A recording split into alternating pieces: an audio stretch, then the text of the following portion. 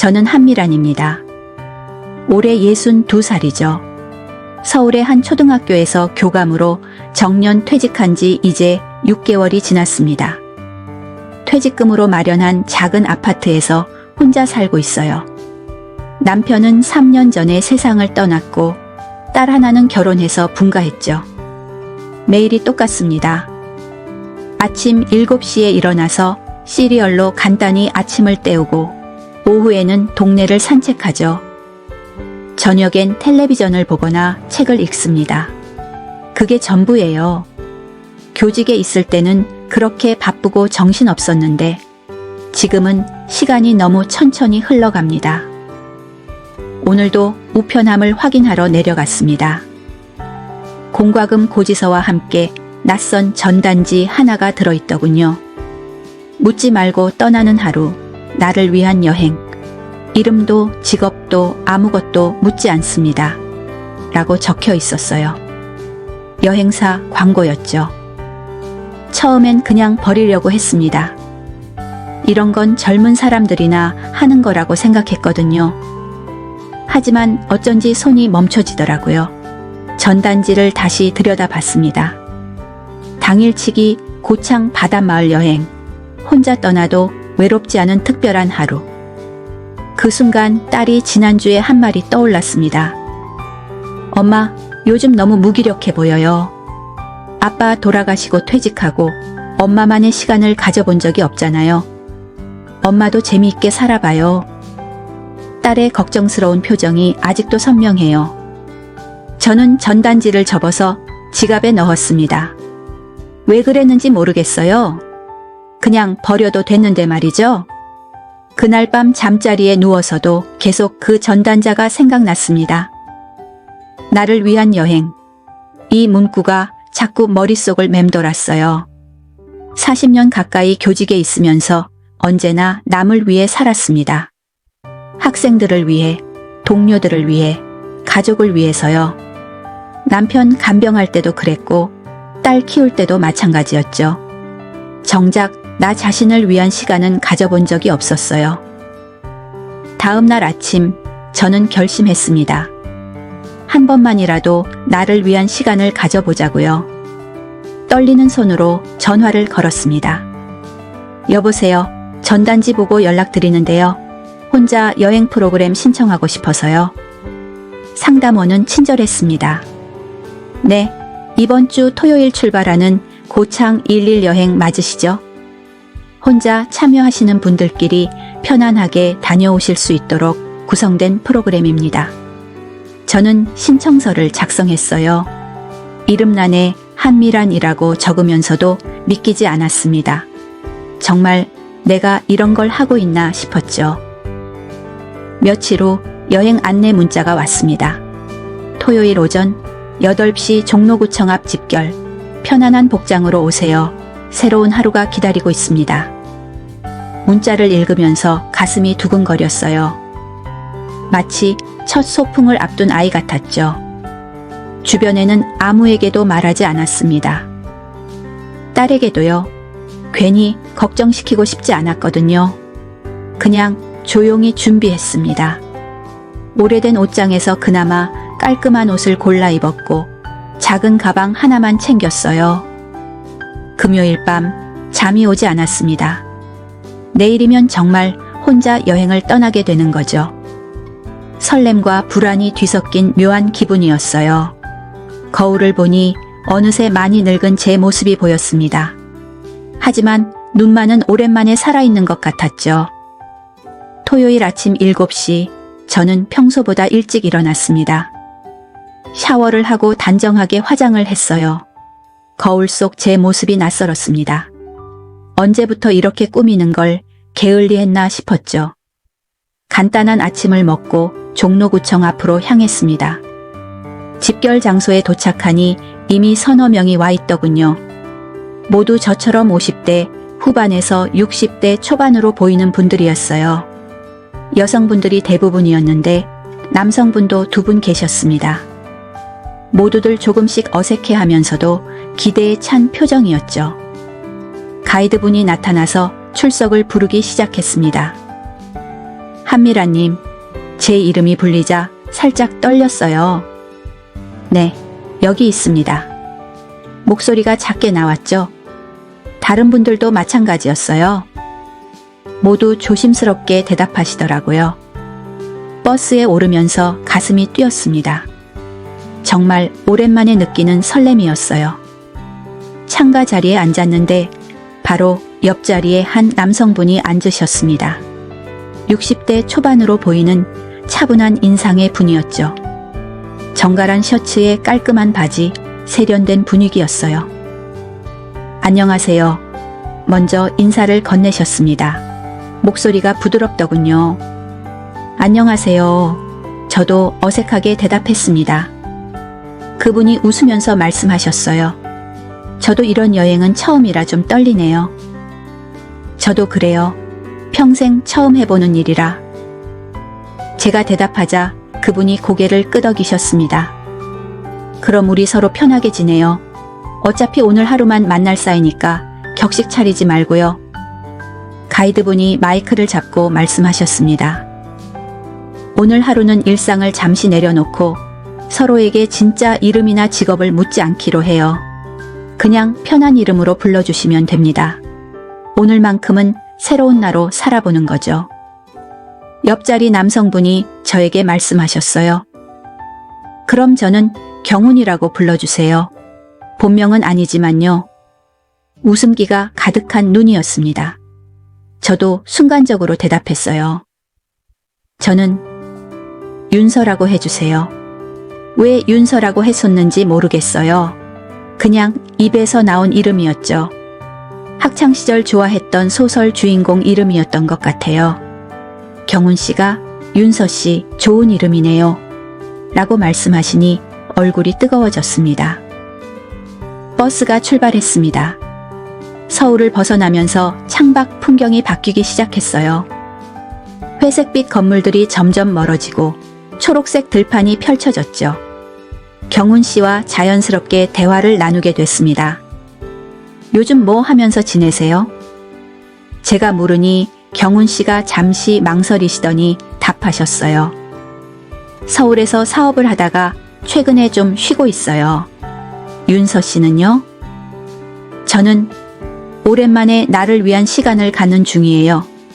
쑥스럽게 웃었죠. 버스 안 분위기가 점점 편해졌습니다.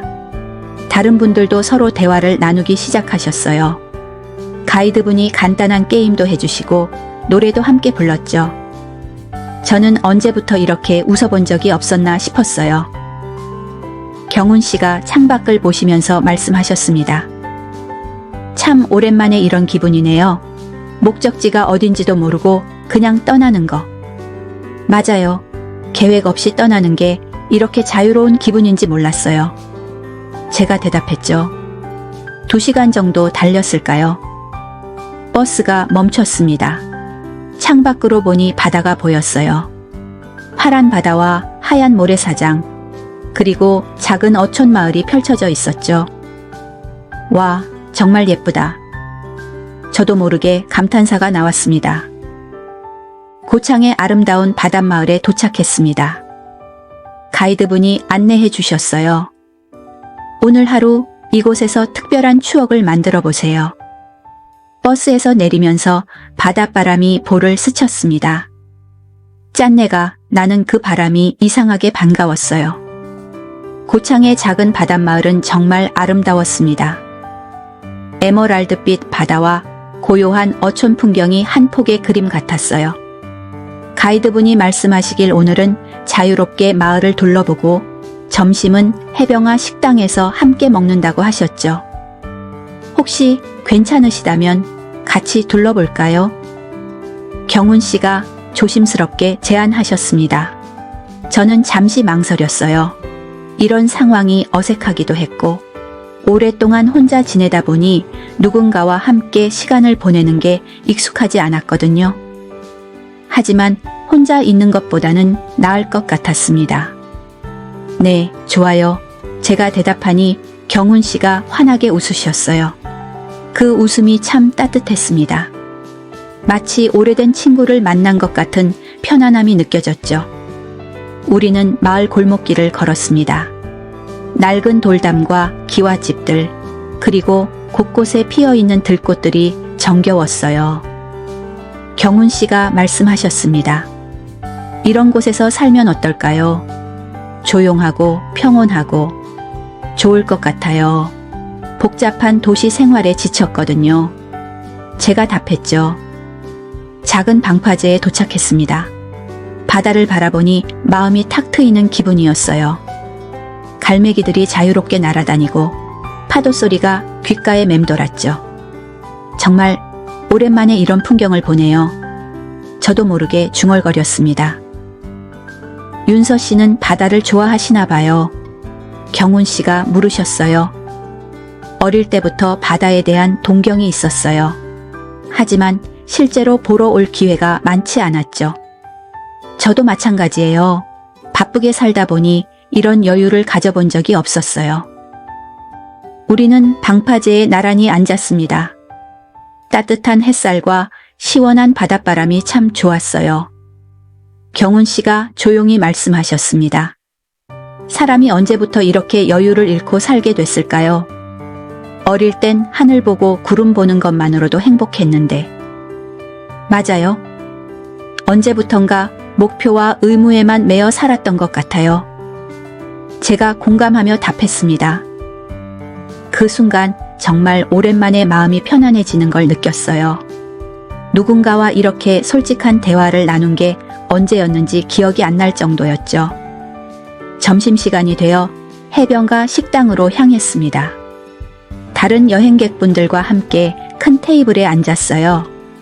신선한 회와 매운탕, 그리고 각종 해산물 요리가 나왔죠. 경훈 씨가 제 앞에 회를 정성스럽게 올려주셨습니다.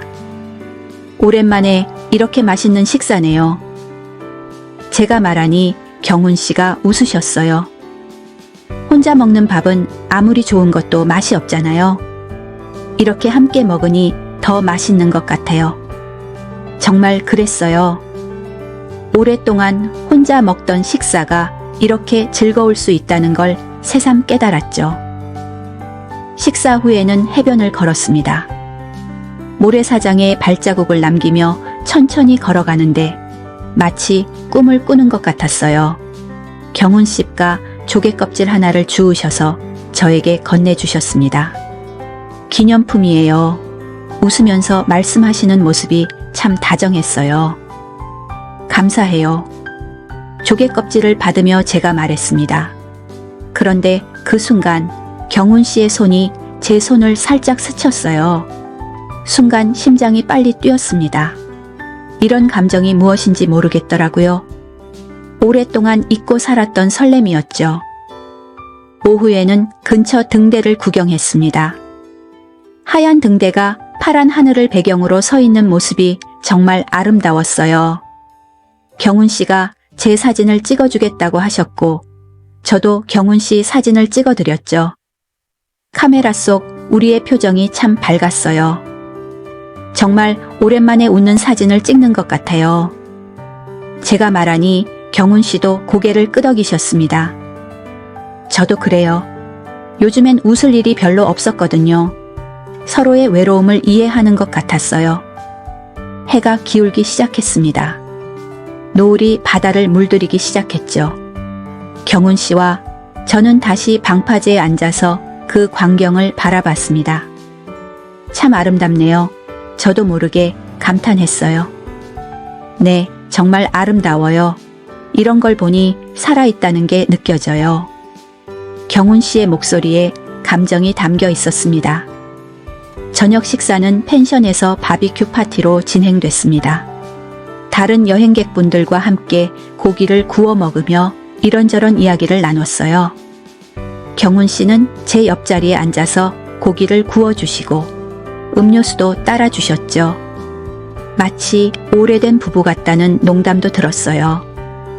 정말 오랜만에 이렇게 즐거운 시간을 보내네요. 다른 여행객분이 말씀하시니 모두들 고개를 끄덕였습니다. 저도 정말 그랬어요. 언제부터 이렇게 웃고 떠들어 본 적이 없었나 싶었죠. 바비큐 파티가 끝나고 다들 펜션으로 들어가셨습니다.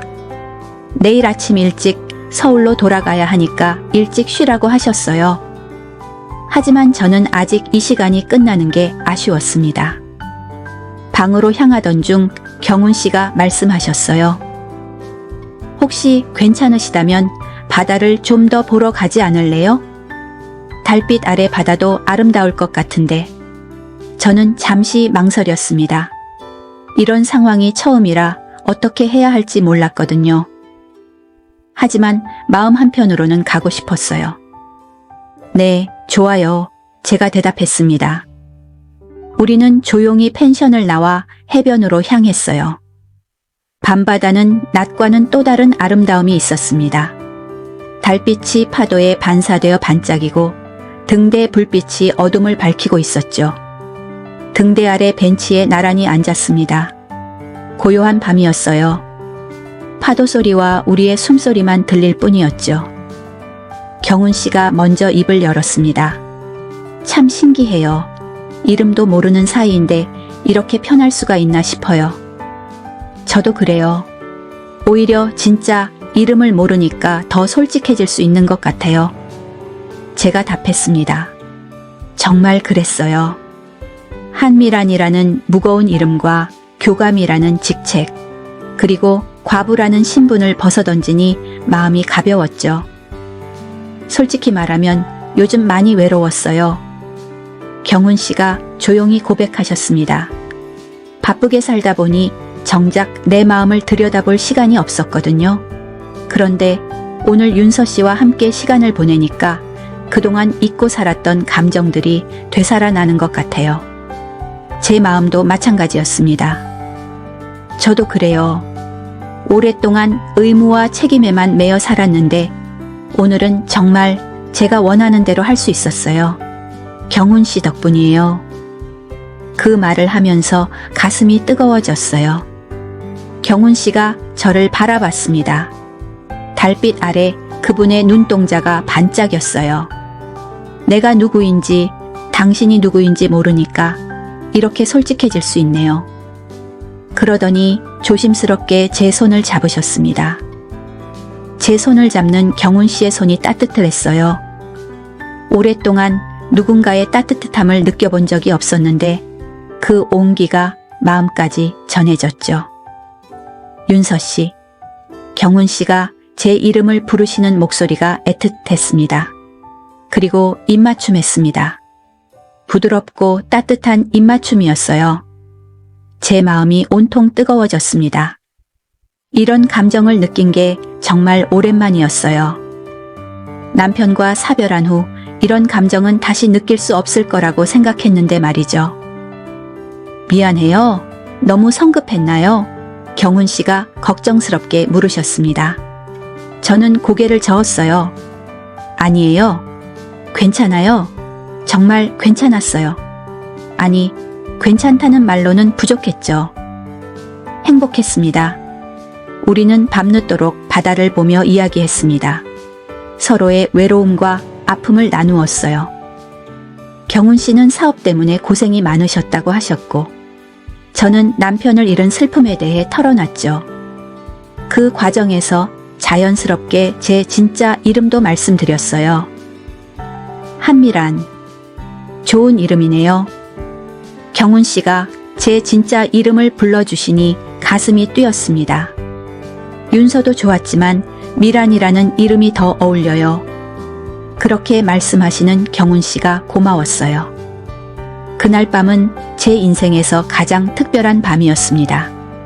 서로를 위로하고 어루만지며 오랫동안 잊고 살았던 감정들을 되찾았어요. 나이가 들어서도 이런 감정을 느낄 수 있다는 게 신기했죠. 아침이 밝았습니다. 펜션 창문으로 들어오는 햇살이 따스했어요. 하지만 동시에 현실로 돌아가야 한다는 무거운 마음도 들었죠. 오늘 오후면 서울로 돌아가야 하거든요. 경훈 씨와 저는 어색하게 아침을 맞았습니다. 어젯밤에 그 특별한 시간이 꿈만 같았어요. 서로 눈을 마주치면서도 무슨 말을 해야 할지 몰랐죠. 다른 여행객분들과 함께 아침 식사를 하면서도 계속 생각에 잠겨 있었어요. 식사 후 마지막으로 해변을 산책했습니다. 경훈 씨와 나란히 걸으면서도 말이 없었어요. 둘 다 이 시간이 끝나는 게 아쉬웠지만 어떻게 표현해야 할지 몰랐거든요. 발밑에 모래를 보면서 걷다가 경훈 씨가 먼저 말을 꺼내셨습니다. 미란 씨, 제 진짜 이름을 부르시는 목소리가 애틋했어요. 혹시 괜찮으시다면 연락처를 주실 수 있을까요? 조심스럽게 물으셨습니다. 저는 잠시 멈춰 섰습니다. 마음으로는 그러고 싶었어요. 경훈 씨와 계속 만나고 싶었죠. 하지만 현실이 발목을 잡았습니다. 저는 과부이고 경훈 씨에 대해서는 아는 게 거의 없었거든요. 어젯밤에 그 특별한 시간을 일상으로 가져와도 될까요? 경훈 씨, 저는 그분을 바라봤습니다. 기대에 찬 눈빛이었어요. 어젯밤은 정말 소중한 시간이었어요. 평생 잊지 못할 거예요. 제 목소리가 떨렸습니다. 하지만 그날 밤은 제 삶의 선물로 간직하고 싶어요. 경훈 씨의 표정이 살짝 어두워졌습니다. 하지만 이내 이해한다는 듯 고개를 끄덕이셨어요. 그러시군요. 저도 사실은 그런 마음이 없지 않아 있어요. 어젯밤이 너무 완벽해서 혹시 일상에서 만나면 그 특별함이 사라질까봐 걱정도 되고요. 맞아요. 이 아름다운 기억을 그대로 간직하는 게 나을 것 같아요. 제가 말했습니다. 사실 마음 한편으로는 후회도 됐어요. 하지만 이게 맞는 것 같았죠. 현실과 꿈은 다른 거니까요. 그럼 마지막으로 한 가지만 약속해요. 경훈 씨가 말씀하셨습니다. 언젠가 다시 이 바다에 오게 되면 그때는 우연이라고 생각하기로 해요. 운명이라면 다시 만날 수도 있잖아요. 그 말에 가슴이 뭉클했어요. 네, 약속해요.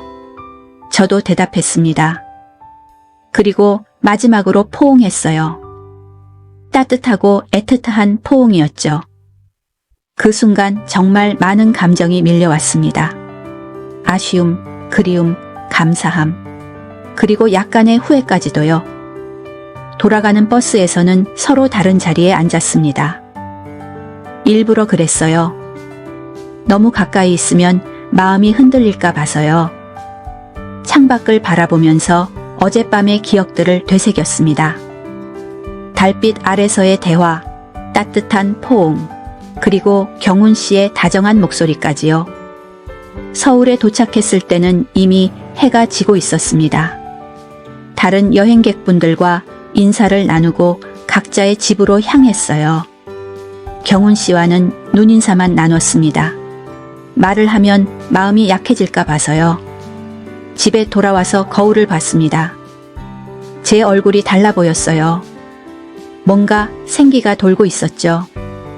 이틀 전까지만 해도 무기력하고 우울했던 제 모습과는 완전히 달랐어요. 경훈 씨 덕분이었죠. 그날 밤 침대에 누워서 여행 가방을 정리했습니다. 경훈 씨가 주신 조개 껍질을 꺼내어 들여다봤어요. 작고 하얀 조개 껍질이었는데 어젯밤의 모든 기억이 담겨 있는 것 같았죠. 고마워요, 경훈 씨. 조개 껍질을 보며 중얼거렸습니다. 비록 다시 만나지는 못하겠지만 저에게 소중한 선물을 주셨어요. 다시 살아있다는 걸 느끼게 해주셨거든요. 며칠이 지났습니다. 일상으로 돌아왔지만 예전과는 달랐어요. 아침에 일어나면 거울을 보며 화장을 했고 산책할 때도 더 밝은 표정이었죠. 딸이 전화로 말했어요. 엄마, 목소리가 밝아졌네요. 무슨 좋은 일 있어요? 그냥 날씨가 좋아서 그런가 봐. 저는 웃으며 대답했습니다. 딸에게 여행 이야기를 할 수는 없었거든요. 하지만 마음속으로는 감사했어요. 딸의 조언대로 나를 위한 시간을 가져서 정말 다행이었죠. 여행을 다녀온 지 한 달이 지났습니다. 경훈 씨와의 추억은 마음 깊숙한 곳에 소중히 간직하고 있었어요. 가끔 조개 껍질을 보면서 그때를 떠올리곤 했죠. 일상은 예전보다 훨씬 밝아졌습니다. 어느 화요일 아침 딸에게서 급한 전화가 왔어요. 엄마, 죄송한데 은서 좀 봐주실 수 있어요? 갑자기 출장이 생겨서 오늘 못 데리러 가겠어요. 은서는 제 손녀, 올해 5살이죠. 그럼 유치원은 어떻게 해? 제가 물었습니다. 그게 오늘 상담 날이에요.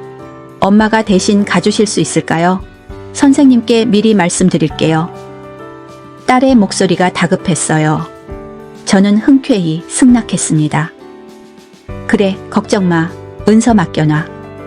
오랜만에 손녀를 보는 거라 기뻤어요. 예쁘게 화장하고 깔끔한 옷을 입었습니다. 은선의 유치원은 집에서 그리 멀지 않은 곳에 있었어요. 푸른금 유치원이라는 곳이었죠. 유치원에 도착하니 생각보다 규모가 컸습니다. 깔끔하고 현대적인 건물이었어요. 아이들이 뛰어노는 모습이 보기 좋더군요. 은서 담임 선생님을 만나서 상담을 받았습니다. 할머니께서 오셨군요. 은서가 참 밝고 똑똑한 아이예요. 상담이 끝나고 나오는데 원무과 직원이 명함을 건네주더군요. 혹시 필요하실 때를 위해서 저희 유치원 연락처예요. 그리고 이사장님 명함도 함께 드릴게요. 별 생각 없이 받아서 가방에 넣었어요. 은서와 함께 놀이터에서 시간을 보내고 집으로 돌아왔습니다. 저녁을 준비하면서 가방에서 명함을 꺼내 봤어요. 그런데 이사장 명함을 보는 순간 심장이 멎는 줄 알았습니다. 박경훈. 그 이름이 적혀 있었어요. 설마 했지만 명함에 있는 사진을 보고 확신했습니다. 바로 여행에서 만났던 그 경훈 씨였어요. 손이 떨려서 명함을 떨어뜨릴 뻔했죠. 이럴 수가. 저도 모르게 중얼거렸습니다. 경훈 씨가 이사장이라니, 그것도 제 손녀가 다니는 유치원의 이사장이라니 말이에요. 세상이 이렇게 좁을 수가 있나 싶었어요. 명함을 다시 자세히 봤습니다. 푸른금 유치원 이사장 박경훈. 그리고 아래에는 미래의 꿈나무들과 함께 라는 문구가 적혀 있었어요. 여행에서 교육 관련 일을 쉬고 있다고 하신 말씀이 떠올랐습니다. 가슴이 두근거렸어요. 경훈 씨를 다시 만날 수 있다는 생각에 설레기도 했지만 동시에 당황스러웠죠. 손녀가 다니는 유치원이라니 이게 우연일까요? 아니면 정말 운명일까요? 그날 밤 잠이 오지 않았습니다. 경훈 씨 명함을 계속 들여다보면서 생각에 잠겼어요. 바닷가에서 운명이라면 다시 만날 수도 있다고 하신 말씀이 현실이 된 거였죠. 하지만 복잡한 마음도 들었습니다. 딸과 손녀를 생각하면 조심스러워야 할 것 같았어요. 단순히 개인적인 관계가 아니라 가족과 연결된 문제였거든요. 어떻게 해야 할지 정말 모르겠더라고요. 다음 날 아침 딸에게 전화해서 물어봤습니다. 은서 유치원 이사장님이 어떤 분이야? 아, 박경훈 이사장님이요? 교육에 대한 철학이 남다르신 분이래요. 아이들을 정말 사랑하신다고 하더라고요. 딸의 대답을 들으니 더욱 복잡해졌어요. 나이는 어떻게 되시는 것 같던? 제가 또 물었습니다. 60 초반 정도 되실 것 같던데요. 왜 그래요, 매넥체 우열의 엄마? 딸이 의아해 하더군요. 아니야, 그냥 궁금해서 더 이상 묻기는 어려웠어요. 명함을 다시 보니 주소와 전화번호가 적혀 있었습니다. 전화를 걸어야 할까요? 아니면 그냥 모른 척 해야 할까요? 마음이 정말 복잡했어요. 경훈 씨도 저를 알아볼 텐데 어떤 생각을 할까요? 결국 용기를 내서 유치원에 전화를 걸었습니다. 혹시 이사장님 계신가요? 지금 회의 중이신데 용건이 있으시면 전해드릴까요? 아니에요. 괜찮습니다. 전화를 끊었어요. 뭐라고 말해야 할지 모르겠더라고요. 며칠을 고민하다가 결국 유치원을 직접 찾아가기로 했습니다. 은서 발표회 연습을 본다는 핑계로요. 마음의 준비를 하고 깔끔하게 옷을 입었어요. 거울을 보니 떨리는 제 모습이 보였죠. 유치원에 도착해서 원무과에 말했습니다. 소녀 발표회 연습을 보러 왔는데요. 네, 강당에서 하고 있어요. 구경하고 가세요. 강당으로 향하면서 심장이 빨리 뛰었어요. 아이들이 열심히 연습하는 모습이 귀여웠습니다. 은서도 열심히 춤을 추고 있더군요. 잠시 구경하고 나오는데 복도에서 익숙한 목소리가 들렸어요. 아이들 연습 상황은 어떤가요? 뒤를 돌아보니 경훈 씨가 서 계셨습니다. 저를 보는 순간 깜짝 놀라시더군요. 미란 씨, 조심스럽게 제 이름을 부르셨어요. 저도 어색하게 인사했습니다. 안녕하세요, 이사장님. 정말 놀랍네요. 여기서 만나다니. 경훈 씨가 웃으시면서 말씀하셨어요. 하지만 조금 당황하신 것 같았죠. 손녀분이 여기 다니시는군요. 네, 은서라고 해요. 제가 대답했습니다. 한번 이야기할 수 있을까요? 경훈 씨가 조심스럽게 제안하셨습니다. 저는 잠시 망설였지만 끄덕였어요. 이사장실로 따라갔습니다.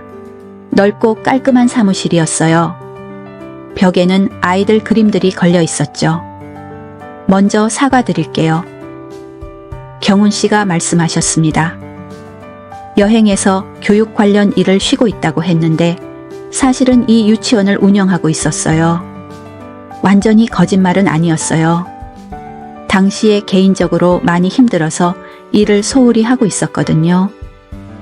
괜찮아요. 저도 진짜 직업을 말하지 않았잖아요. 제가 답했습니다. 교감이셨다고 하셨죠? 역시 교육자시군요. 경훈 씨가 미소 지으셨어요. 그럼 우리는 같은 분야에서 일한 셈이네요.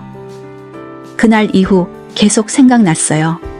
경훈 씨가 솔직하게 말씀하셨습니다. 미란 씨가 머리에서 떠나질 않았어요.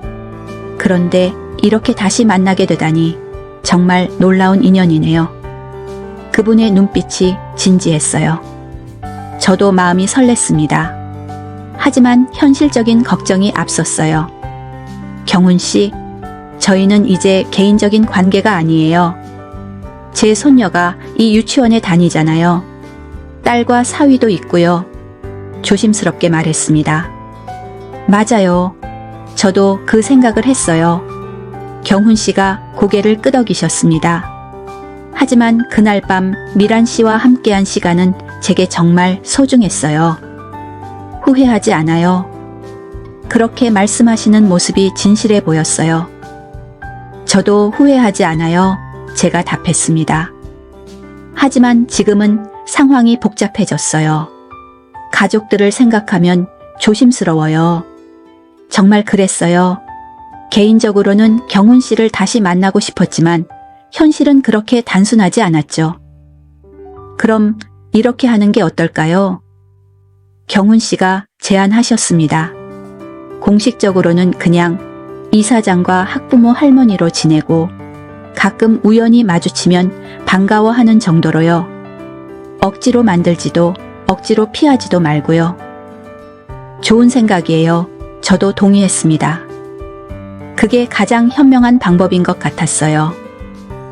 은서를 위해서도 그게 나을 것 같아요. 경훈 씨가 웃으시며 말씀하셨죠. 그날의 추억은 우리만의 비밀로 간직해요. 제가 말했습니다. 네, 그렇게 하죠. 경훈 씨가 답하셨어요. 그리고 조용히 웃으셨습니다. 그래도 이렇게 다시 만날 수 있어서 기뻐요. 운명인가 봐요. 이사장실을 나오면서 복잡한 마음이었습니다. 기쁘기도 하고 걱정도 되고 설레기도 하고 조심스럽기도 했어요. 하지만 한 가지는 확실했죠. 경훈 씨와의 인연이 끝나지 않았다는 것이요. 그 후 몇 달이 지났습니다. 경훈 씨와 저는 약속대로 자연스럽게 지냈어요. 유치원 행사가 있을 때 마주치면 인사를 나누고 은서 이야기를 하기도 했죠. 딸과 사위는 이사장님이 친절하다며 좋아했어요. 어느 토요일 은서의 발표회가 있었습니다. 온 가족이 함께 왔어요. 딸과 사위, 그리고 저까지 말이죠. 은서가 무대에서 예쁘게 춤추는 모습을 보니 눈물이 날 것 같았어요. 발표회가 끝나고 아이들과 사진을 찍는 시간이 있었습니다. 저도 은서와 함께 사진을 찍었어요. 그때 멀리서 경훈 씨와 눈이 마주쳤습니다. 그분도 아이들을 바라보며 흐뭇하게 웃고 계셨어요. 잠시 우리의 시선이 머물렀습니다. 그 순간 여행에서의 추억들이 떠올랐어요. 바닷가 산책, 등대 아래서의 대화, 그리고 그 특별했던 밤까지도요. 경훈 씨도 같은 생각을 하시는 것 같았어요. 행사가 끝나고 집으로 돌아왔습니다. 딸이 말했어요. 이사장님이 참 좋은 분 같아. 아이들을 정말 사랑하시는 게 보여. 그러게. 저도 대답했습니다. 정말 그랬어요. 경훈 씨는 아이들을 진심으로 아끼시는 분이었죠. 며칠 후 은서를 유치원에 데려다주고 돌아오는 길이었습니다. 은서 가방을 확인해보니 작은 편지 봉투가 들어있더군요.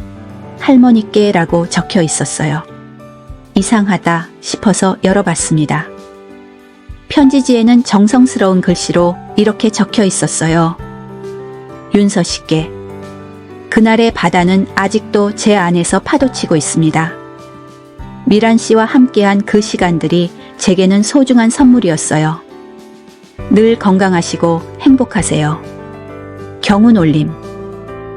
편지와 함께 작은 그림 엽서도 들어있었습니다. 고창 바닷마을의 등대가 그려진 엽서였어요. 뒷면에는 그날의 약속을 기억합니다 라고 적혀 있었죠. 가슴이 뭉클해졌어요. 집에 와서 편지를 다시 읽어봤습니다. 경훈 씨도 그날을 잊지 않고 계시는군요. 저처럼 소중하게 간직하고 계시는 것 같았어요. 눈가가 뜨거워졌습니다. 그날 밤 조개 껍질과 편지, 그리고 엽서를 함께 봤어요. 모두 그날의 추억이 담긴 소중한 것들이었죠. 비록 일상에서는 조심스럽게 지내야 하지만 마음속으로는 그 특별한 인연을 간직할 수 있었어요.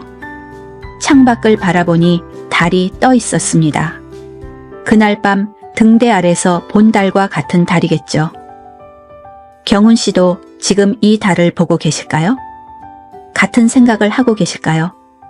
저는 편지지를 꺼내서 답장을 적기 시작했습니다. 경훈 씨께. 저도 그날의 바다를 잊을 수 없어요. 경훈 씨 덕분에 다시 살아있다는 걸 느낄 수 있었답니다. 고마워요.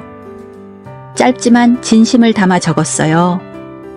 다음 날 은서를 유치원에 데려다 주면서 원무과에 편지를 맡겼습니다. 이사장님께 전해주세요. 네, 알겠습니다. 직원분이 친절하게 받아주셨어요. 그렇게 우리만의 조용한 소통이 시작됐습니다. 가끔 편지를 주고받으며 안부를 묻고 그날의 추억을 나누었어요. 직접 만나지는 않지만 마음으로는 연결되어 있었죠. 어느 날 경훈 씨의 편지에서 이런 글을 읽었습니다. 미란 씨와의 만남이 제 인생의 전환점이었어요. 그 후로 아이들과 시간을 보내는 게 더욱 즐거워졌고 매일이 감사해요. 저도 마찬가지였어요. 삶은 때로 예기치 않은 선물을 준다고 하죠. 경훈 씨와의 만남이 바로 그런 선물이었어요. 비록 일반적인 사랑의 형태는 아닐지도 모르지만 서로의 마음을 따뜻하게 해주는 특별한 인연이었죠. 지금도 가끔 고창 바다가 그리워집니다. 그날의 파도 소리와 등대 불빛, 그리고 경훈 씨와 함께한 그 소중한 시간들이요. 그 기억들이 제 삶을 더욱 풍요롭게 만들어주고 있어요. 나이가 들어서도 이런 감정을 느낄 수 있다는 게 신기하고 감사해요. 그날의 바다는 정말 저를 다시 숨쉬게 해주었습니다. 그리고 지금도 제 마음속에서 조용히 파도치고 있어요.